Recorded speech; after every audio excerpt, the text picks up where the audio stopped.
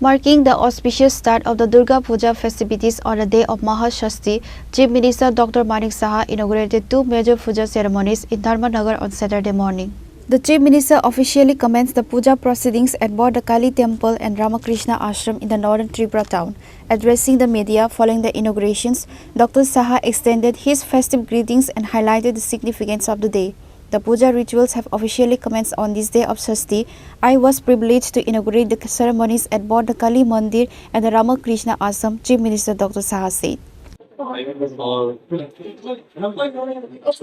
দুর্গা পূজা তো হবে না, দুর্গা পূজা শুরু হয়ে গেছে। আমি তৃতীয়া থেকে বিভিন্ন মণ্ডপ করেছি। আজকে ঠিক করলাম যে ষষ্ঠীর দিনে এখানে চলে আসবো। ধর্মনগর আজকে এলাম, ধর্মনগরে এসে কালী মন্দিরে গেলাম, এখানে এলাম বিষ্ণু সেবা সমিতির এখানে আশ্রম, এখানেও আজকে এলাম। মার কাছে প্রার্থনা করেছি সারা ত্রিপুরাবাসী যেন ভালো থাকতে পারে, সুস্থ থাকতে পারে, মঙ্গল কামনা করেছি। পাশাপাশি ধর্মনগরে যেহেতু এসেছি, ধর্মনগরবাসীর জন্য করবো।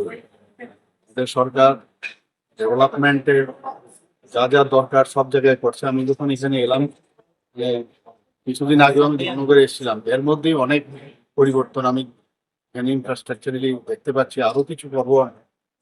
আমার এটা ধর্মনগরে আমার একটা টার্গেট আছে যে কিছু কিছু শহর যেগুলোকে আমরা টার্গেট করেছি একটার পর একটা, সেটাকে ডেভেলপমেন্ট কিভাবে করা যায় সেই বিষয়ে সেটা শিক্ষা ক্ষেত্রেই হোক, স্বাস্থ্যের ক্ষেত্রেই হোক, খেলাধুলার ক্ষেত্রেই হোক, এগ্রিকালচারের দিকে, সব দিক দিয়ে আমরা চাইছি সব কটাই যেন